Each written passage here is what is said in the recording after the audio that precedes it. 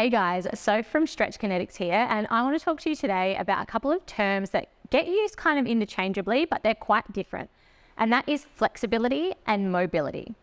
So the important things to remember with these two different terms is that flexibility is talking about passive range of movement and mobility is talking about active range of movement. So what we really mean by that is your flexibility is really talking about, say, something like your passive stretches or your static stretches, things that you're holding in a static position for a long period of time, that you're not activating your muscles to try and get into that position. You might be lying down or you might be standing up, but you're allowing your body weight to move and shift so that you're stretching and lengthening out your muscles when you're coming to flexibility. When we're talking about mobility, we're talking about activating the muscles that surround the joint that we're referring to.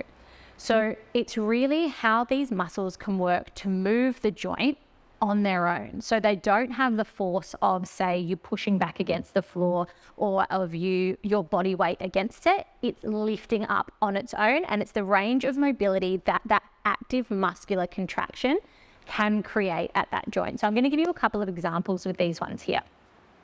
So when we're talking about passive range of movement, say we're talking something like our figure 4 stretch here. I'm going to lie down on my back for it and just popping that right heel over the left knee. Now I'm putting my leg into a big degree of external rotation here from that hip. It's going to stretch out those deep rotators of the hip.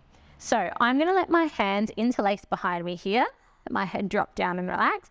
So now the force of my left thigh and my hands are pulling the leg in. The muscles around this leg, there's nothing really kind of active in this leg that's pulling me into the stretch. I'm using my upper body and I'm using the leverage of my left thigh, but the muscles of the right leg aren't contracting to get me into this position. So it's quite passive. So this is where we might improve the flexibility, the stretching of those deep external rotator muscles around that hip joint.